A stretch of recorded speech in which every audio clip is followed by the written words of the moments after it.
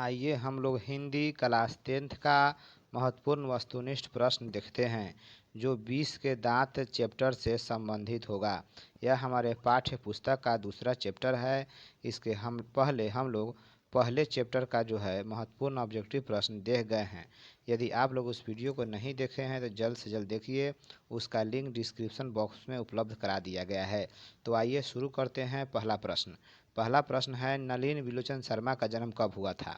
Option है 18 फरवरी 1916, 16 फरवरी 1916, 28 फरवरी 1916 या फिर 19 मार्च 1916। देखिएगा, इसका जो राइट आंसर होगा ए नंबर ऑप्शन सही है, 18 फरवरी 1916। देखिएगा, नलिन विलोचन शर्मा का जन्म 18 फरवरी 1916 ईस्वी में पटना के बदरघाट में हुआ था। वे जन्म से भोजपुरी भाषी थे। उनके पिताजी का नाम पंडित रामावतार शर्मा था और माता का नाम रत्नावती शर्मा था। वे अपने पिता के ज्येष्ठ पुत्र थे। उनके पिता दर्शन और संस्कृत के प्रसिद्ध विद्वान थे। तो इतना बात आप लोग याद रखेंगे। नेक्स्ट देखेंगे। अगला प्रश्न कहता है, कहानी में कठपुतली शब्द किसके लिए प्रयुक्त हुआ है? ऑप्शन है मदन की माँ के लिए, सेन साहब की पत्नी के लिए, या सेन साहब की पुत्रियों के लिए, या फिर मदन के पिता के लिए। देखिएगा, इसका जो राइट आंसर होगा सी नंबर ऑप्शन सही है, सेन साहब की पुत्रियों के लिए कठपुतली शब्द का प्रयोग हुआ है। जिस तरह कठपुतलियाँ जो है बिना किसी दूसरे के इशारे पर काम करती है, उसी तरह सेन साहब की जो पुत्रियाँ हैं वो कठपुतलियों की तरह है, जो उनके माता पिता कहते हैं वही करती हैं। नेक्स्ट देखेंगे। अगला क्वेश्चन है, नकिन के प्रपद्य काव्य संग्रह किसकी रचना है? ऑप्शन है भीमराव अंबेडकर, नलिन विलोचन शर्मा, रामावतार शर्मा या मैक्स मुलर। देखिएगा, इसका जो राइट आंसर होगा बी नंबर ऑप्शन सही है, नकेन के प्रपद्य नामक काव्य संग्रह की रचना जो है रचनाकार नलिन विलोचन शर्मा है। और नकेन 2 भी इनका एक और आया था जिसके लेखक वही हैं। इसके अलावा इनके अन्य रचनाओं में दृष्टिकोण, साहित्य का इतिहास, दर्शन और उसके बाद साहित्य तत्व और आलोचना, 20 के दांत और मानदंड जैसी कई प्रसिद्ध रचनाएं इनकी है। नेक्स्ट देखेंगे। अगला क्वेश्चन कहता है, खोखा सेन साहब को कब प्राप्त हुआ था? ऑप्शन है जवानी के समय, या प्रारंभिक समय में, बुढ़ापे में, या इनमें से कोई नहीं। देखिएगा, इसका जो राइट आंसर होगा सी नंबर ऑप्शन सही है, बुढ़ापे में। यहाँ ध्यान दीजिएगा, खोखा जो है सेन साहब को 5 पुत्रियों के बाद जो है प्राप्त हुआ था, जब ये उम्मीद छोड़ दिए थे कि बुढ़ापे में का जो है सहारा भी इनको मिलने वाला है। वैसे समय में जब ये नाउम्मीद थे यानी उम्मीद छोड़ चुके थे, तब इनको एक पुत्र रत्न की प्राप्ति हुआ था जिसका नाम ये कासू रखे थे। इनकी 5 पुत्रियों का जो नाम है सीमा, रजनी, आलो, शेफाली और आरती है। तो उनके 5 पुत्रियों का नाम भी जो है याद रखेंगे आप लोग। इनकी पुत्रियों की संख्या कितनी थी? 5। और पुत्र कहे थे कितने थे? 1 थे, जो बुढ़ापे के समय में हुआ था।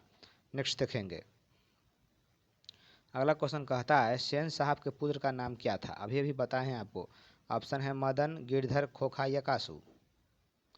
देखिएगा, इसका जो राइट आंसर होगा डी नंबर ऑप्शन सही है, सेन साहब के पुत्र का नाम कासू था। और खोखा जो शब्द है, खोखा किसी ही बच्चा के लिए यूज किया जाता है, और खोखी जो वर्ड है वो बच्ची के लिए यूज किया जाता है। खोखा और खोखी यह जो है बंगाली भाषा का शब्द है। नेक्स्ट देखेंगे। अगला क्वेश्चन कहता है, सेन साहब अपने पुत्र को क्या बनाना चाहते हैं? ऑप्शन है डॉक्टर, इंजीनियर, मास्टर या पुलिस। देखिएगा, इसका जो राइट आंसर होगा बी नंबर ऑप्शन सही है, सेन साहब अपने पुत्र को इंजीनियर बनाना चाहते हैं और उसका ट्रेनिंग जो है बचपन से ही शुरू कर दिए हैं, और उसके ट्रेनिंग के लिए अपने घर पे बढ़ई रख दिए हैं ताकि इस बच्चे का जो है उनके पुत्र काशू का हाथ बैठा रहे। ठीक है, नेक्स्ट देखेंगे। अगला क्वेश्चन है, पत्रकार महोदय अपने पुत्र को क्या बनाना चाहते हैं? ऑप्शन है डॉक्टर, इंजीनियर, जेंटिलमैन या पुलिस। देखिएगा, सेन साहब के यहाँ एक पत्रकार महोदय आए हैं गेस्ट के रूप में, और ये दोनों आदमी आपस में वार्तालाप करते हैं। उसी बीच अपने अपने बेटे को बनाने की जो है चर्चा शुरू हो जाती है। तो उसी बीच में सेन साहब पूछते हैं कि आप अपने पुत्र को क्या बनाना चाहते हैं? तो पत्रकार महोदय देखिएगा व्यंग रूप से जवाब देते हैं, इसका आंसर बताना है क्या। देखिएगा, इसका जो राइट आंसर होगा सी नंबर ऑप्शन सही है, पत्रकार महोदय अपने पुत्र को जेंटलमैन बनाना चाहते हैं। और उनका कहना था कि हमारा जो पुत्र है वो जो भी बने अपनी इच्छा से बने, उसका अपना मर्जी है, लेकिन हम ये चाहते हैं कि वो जेंटलमैन अवश्य बने, अच्छा आदमी ज़रूर बने।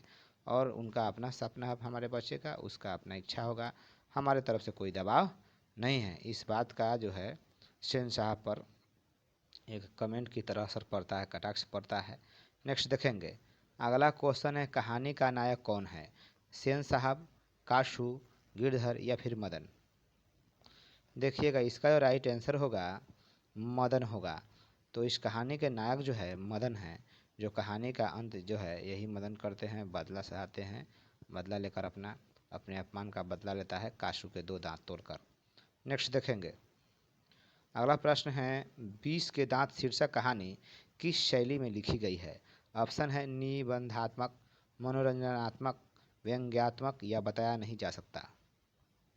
देखिएगा इसका जो राइट आंसर होगा सी नंबर ऑप्शन सही है। 20 के दांत शीर्षक कहानी की शैली व्यंग्यात्मक है। इसमें जो लेखक है काफ़ी व्यंग किए हैं, कई प्रकार के जो व्यंगपूर्ण बातों का लेखक के द्वारा यूज किया गया है। जैसे कई कुछ व्यंग है उनका, जैसे लड़कियां क्या है, कठपुतलियाँ है। और उसके बाद बहुत सारे जो है इनका व्यंग है खोखा के दुर्ललित स्वभाव के अनुसार सेनों ने अपने सिद्धांत जो है बदल लिए थे। और इसमें जो है कई तरह के हंस कौओं के जमात में शामिल होने के लिए ललक गया। और आप लोग इस चैप्टर को पढ़िएगा तो इसमें बहुत सारे आपको व्यंग और कमेंट जो है अच्छी अच्छी सुनने को देखने को मिलेगा। और इसमें जो है एक और चर्चित व्यंग है, महल और झोपड़ी वालों की लड़ाई में अक्सर महल वालों की ही जीतते हैं, पर उसी हालत में जब दूसरे झोपड़ी वाले अब उनकी मदद अपने ही खिलाफ कर लेते हैं। और यह जो व्यंग है किस कहानी से लिया गया है, किस कहानी का व्यंग है? ये 20 के दांत कहानी का व्यंग है, जो बहुत चर्चित व्यंग है। नेक्स्ट देखेंगे, अगला क्वेश्चन है नलिन विलोचन शर्मा का निधन कब हुआ? ऑप्शन है 12 सितंबर 1961 या 12 मार्च 1961, 18 मार्च 1960 या 10 मार्च 1959। देखिए और सोचिए, बताइए। देखिएगा इसका जो राइट आंसर होगा ए नंबर ऑप्शन सही है, 12 सितंबर 1961। ए नंबर ऑप्शन है 12 सितंबर 1961 को नलिन विलोचन शर्मा का निधन हो गया। नेक्स्ट क्वेश्चन देखेंगे, दृष्टिकोण किनकी रचना है? ऑप्शन है भीमराव अंबेडकर, नलिन विलोचन शर्मा, रामावतार शर्मा या मैक्स मुलर। देखिएगा इसका राइट आंसर होगा बी नंबर ऑप्शन सही है, नलिन विलोचन शर्मा। दृष्टिकोण के लेखक कौन है? नलिन विलोचन शर्मा। इसके अलावा उनके अन्य साहित्यों में साहित्य का इतिहास, दर्शन, मानदंड और क्या था वो, उसके बाद नकेन और प्रपद्य और दूसरा वॉल्यूम उसका नकेन 2 जैसी कई कथा संग्रह के जो है ये रचनाकार है। संत परंपरा और साहित्य के लेखक भी नलिन विलोचन शर्मा ही हैं। नेक्स्ट क्वेश्चन देखेंगे, अगला क्वेश्चन कहता है 20 के दांत कहानी में सेन साहब को कितनी पुत्रियां है? ऑप्शन है 3, 4, 5 या फिर 6। देखिएगा इसका जो राइट आंसर होगा सी नंबर ऑप्शन सही है।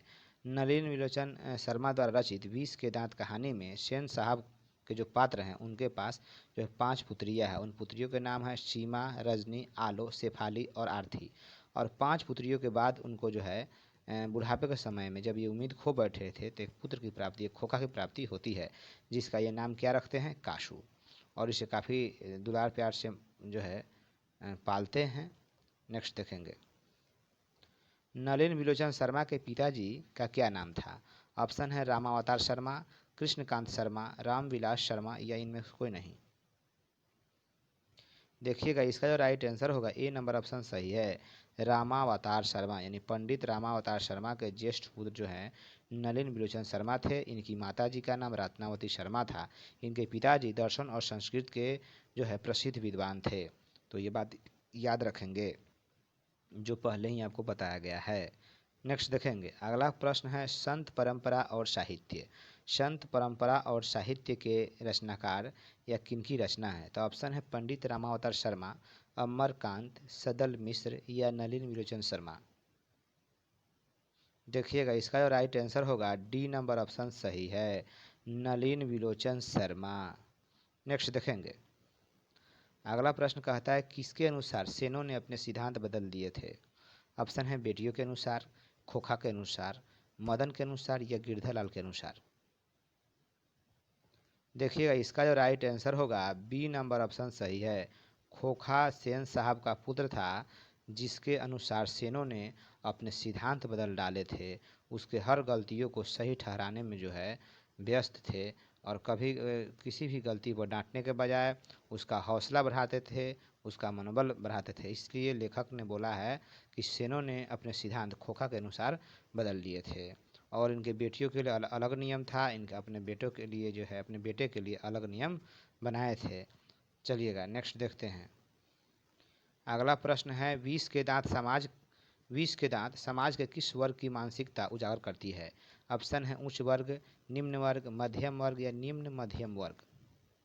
चलिए सोचिए और बताइए। आप लोग कहानी पढ़े होंगे। देखिएगा इसका जो राइट आंसर होगा सी नंबर ऑप्शन सही है। यह जो कहानी है मध्यम वर्ग के जो है स्थिति के बारे में चर्चा करती है और उसके बारे में बताती है, मध्यम वर्ग के बारे में। नेक्स्ट क्वेश्चन देखेंगे। अगला प्रश्न है, मदन ने कासू के कितने दांत तोड़ दिए? 3, 4, 2 या फिर 1? देखिएगा इसका जो राइट आंसर होगा, मदन ने कासू के 2 दांत तोड़ डाले।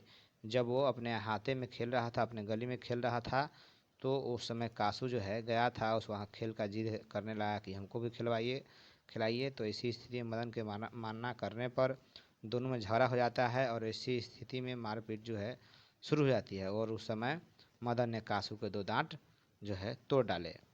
ये कहानी पढ़ेंगे आप लोग तो ये बात जानेंगे। नेक्स्ट क्वेश्चन देखिएगा।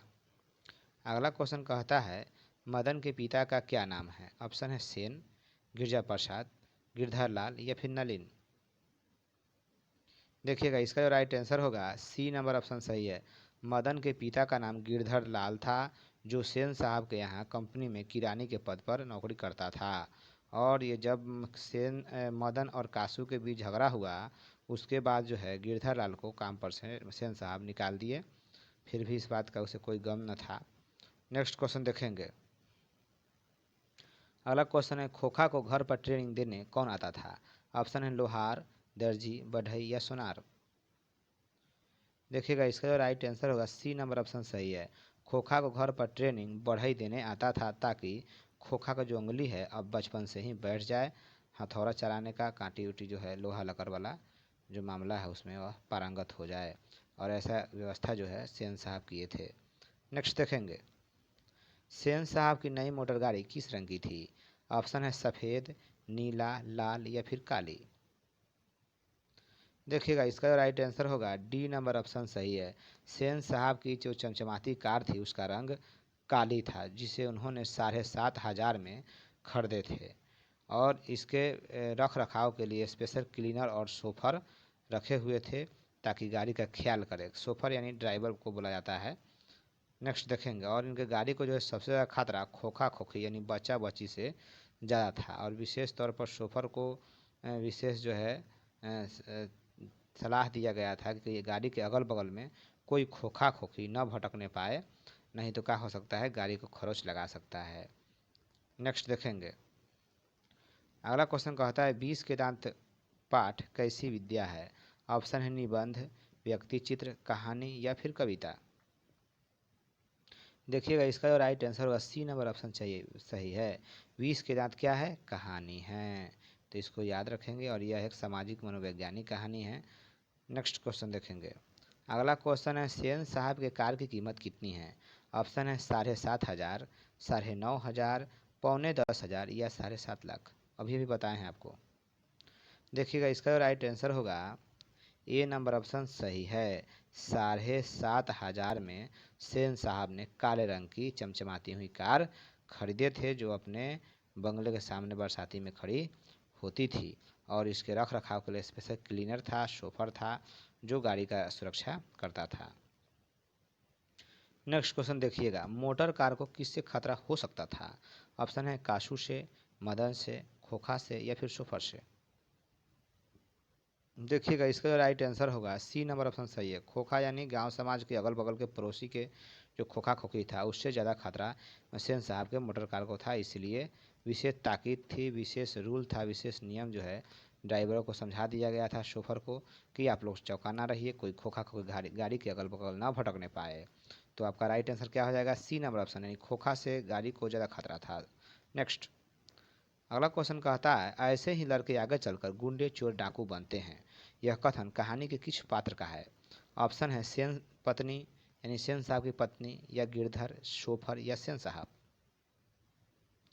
देखिएगा इसका जो राइट आंसर होगा डी नंबर ऑप्शन सही है। सेन साहब ने मदन के पुत्र यानी मदन के द्वारा जो है पिटाई करने पर, उस समय जो है जब मदन के पिटाई हो रहा था, जब गिरधर लाल पीट रहे थे, तो उस समय सेन साहब अपने बंगले से बोलते हैं ऐसे ही लड़के जो है गुंडे चोर बनते हैं। तो यह कथन है किनका है, सेन साहब के द्वारा कहा गया है। किसके लिए कहा गया था, मदन के लिए। मदन कौन है, गिरधर लाल का पुत्र है। नेक्स्ट देखेंगे अगला क्वेश्चन है, खोखा खोखी किस भाषा का शब्द है। ऑप्शन है गुजराती, बंगाली, हिंदी या फिर तमिल।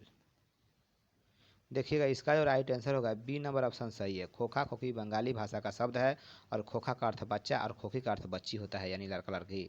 नेक्स्ट क्वेश्चन देखेंगे, विष के दांत कहानी कहाँ से ली गई है। ऑप्शन है संत परंपरा और साहित्य, बी नंबर ऑप्शन है विष के दांत तथा अन्य कहानियाँ संग्रह, और सी नंबर ऑप्शन है साहित्य का इतिहास दर्शन, डी नंबर है मानदंड।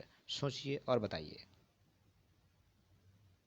देखिएगा इसका जो राइट आंसर होगा बी नंबर ऑप्शन सही है। विष के दांत कहानी विष के दांत तथा अन्य कहानी संग्रह से लिया गया है, जिसके लेखक कौन है, नलिन विलोचन शर्मा। तो याद रखेंगे आप लोग इसको। नेक्स्ट क्वेश्चन है, नेक्स्ट क्वेश्चन मिलता है आपको, विष के दांत कैसी कहानी है। ऑप्शन है धार्मिक, सामाजिक, मनोवैज्ञानिक या फिर ऐतिहासिक। देखिएगा इसका जो राइट आंसर होगा सी नंबर ऑप्शन सही है, मनोवैज्ञानिक। ऐसे यह कहानी सामाजिक भी है और मनोवैज्ञानिक भी है, लेकिन सिंगल इस तरह ऑप्शन हो तो आपका आंसर क्या हो जाएगा, मनोवैज्ञानिक। लेकिन ऐसे देखा जाए तो सामूहिक रूप सामाजिक और मनोवैज्ञानिक है। नेक्स्ट देखेंगे अगला क्वेश्चन है, नलिन विलोचन शर्मा पटना विश्वविद्यालय के हिंदी विभाग के अध्यक्ष कब बने। ऑप्शन है 1958, 1959, 1960 या फिर 1961। देखिएगा इसका जो राइट आंसर होगा 1959, बी नंबर ऑप्शन सही है। सन 1959 में पटना विश्वविद्यालय में हिंदी विभाग के अध्यक्ष जो है नलिन विलोचन शर्मा हुए, और अपने जीवन पर्यंत इस पद पर रहे जब तक उनका निधन न हो गया। इनका निधन जो है 12 सितंबर 1961 को हुआ था, जिसका हम लोग चर्चा पहले ही प्रश्न में किए हैं। और यह जो कहानी है बहुत ही अच्छी कहानी है, मध्यम वर्ग के बीच की कहानी जो है इसमें कही गई है। और इस कहानी में विशेष तौर पर जो है भेदभाव, लिंग, सामाजिक भेदभाव, लिंग भेद और स्वार्थ के छाया में पलते हुए दुलार प्यार के बारे में, और उससे जो उत्पन्न कुपरिणाम है उसके बारे में यह कहानी आपको बताती है। यदि आप लोग इस कहानी को नहीं पढ़े हैं तो एक बार पढ़िए, बहुत इंटरेस्टिंग कहानी है, बहुत अच्छा कहानी है। इसका जितना भी महत्वपूर्ण प्रश्न है उस सभी का कलेक्शन आपको दे दिया गया, इसका ध्यान रखेंगे, और यह आपके बोर्ड की दृष्टि से बहुत ही महत्वपूर्ण है। तब तक के लिए धन्यवाद, जय हिंद। मिलते हैं हम लोग अब अगले वीडियो में।